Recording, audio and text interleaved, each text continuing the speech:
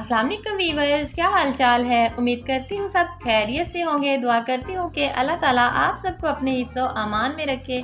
प्यारे प्यारे वीवर्स, आज हम बनाएंगे सरसों का साग, जो कि बहुत ही आसान तरीके से मैं आपको बताने वाली हूँ। तो आइए स्टार्ट करते हैं। बिस्मिल्लाहिर्रहमानिर्रहीम। सबसे पहले हमने पालक काटने के बाद अच्छी तरह से वॉश कर लिया है। वीवर्स, आपको मैं बताती चलूँ कि इसको मैंने ग्राइंडर में ग्राइंड करना है, तो इसके लिए इसका मोटा मोटा काटना जो है वो ज़रूरी है। अगर इसको बारीक काटेंगे तो ग्राइंडर में जाते ही वो और ज़्यादा बारीक हो जाएगा, तो इसलिए इसको आपने बहुत मोटा मोटा काटना है। साथ ही इसमें सरसों का साग ऐड कर दिया, हरी मिर्चें और मेथी जो है वो इसमें ऐड कर दिया। इनको अच्छी तरह से हम कर लेंगे वॉश, और वॉश करने के बाद इसको हम किसी बड़े बर्तन में डालेंगे। इसको प्रेशर कुकर में मैं नहीं बनाने वाली, इसको मैं बहुत ही आसान तरीके से आपको बताने वाली हूँ। तो बर्तन में डालने के बाद इसमें हमने पानी ऐड कर दिया है। अभी बस ये 1 किलो साग, 1 किलो पालक और 1 पाव मेथी, और इसमें 100 ग्राम जो है ना हरी मिर्चें थी। तो इसमें 1 किलो पानी ऐड कर दिया और इसको कर देना है कवर, और इसको थोड़ा नॉर्मल फ्लेम पे पकाना है। और कुछ देर के लिए इसको हाई फ्लेम करेंगे और बाद में इसको हमने नॉर्मल पे कर देना है। और हरी मिर्चियाँ इसमें काट के नहीं डालनी, वो भी इसमें मैंने ऐसे ही ऐड कर दी हैं। ये रेसिपी इतनी आसान है कि घर में बनानी जिनको मुश्किल लगती थी, अब वो भी इसको फॉलो करेंगी तो बहुत अच्छे से बना सकेंगी। और आप देख सकते हैं कि इसका थोड़ा थोड़ा सा कलर चेंज हो गया और ये बहुत खूबसूरत लग रहा है। और 1 घंटे के बाद ये बिल्कुल रेडी हो चुका है। इसमें सिर्फ थोड़ा थोड़ा सा पानी मैंने छोड़ दिया, और अब इसको थोड़ा सा ठंडा करने के बाद हम ग्राइंडर में डालेंगे।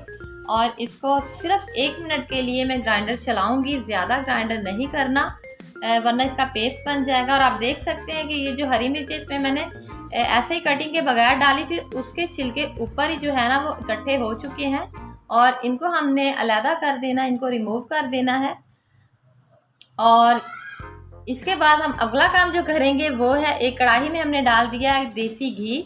आप चाहे तो इसको बटर में, मक्खन बनास्पति घी में, ऑयल में, जिसमें चाहे मर्जी बना सकते हैं। और प्याज को हम स्लो फ्लेम पे फ्राई करेंगे, ब्राउन होने तक पकाएंगे।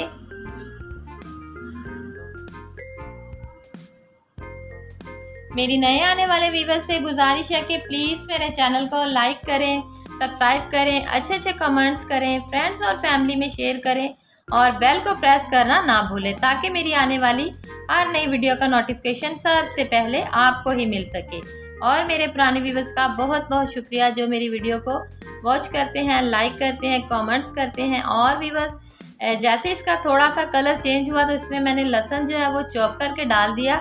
इसमें मैंने अदरक नहीं डाला, इसको सिर्फ प्याज और लहसुन से मैं इसका तड़का लगा रही हूँ। और जैसे ये थोड़ा ब्राउन हुआ तो इसमें जो हमने साग ग्राइंड करके रखा था वो डाल दिया। आप देख सकते हैं कि इसमें थोड़ा थोड़ा सा पानी था, जिसको हमने इसी तरह से कवर किए बगैर अच्छी तरह से ड्राई करना है और अच्छी तरह से भून लेना है, और फ्लेम को नॉर्मल पे रखना है। अभी आप देख सकते हैं कि घी में थोड़ा थोड़ा सा पानी जो है वो नज़र आ रहा है।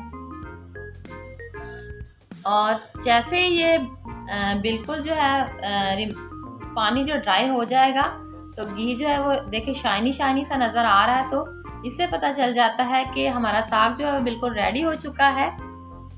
इसको हम कर लेंगे डिश आउट, और इसकी गार्निश करेंगे हम मक्खन से, और हरा धनिया उसमें डालेंगे।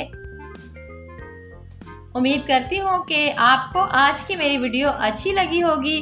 मिलेंगे कल एक नई वीडियो के साथ, तब तक के लिए अल्लाह हाफिज़।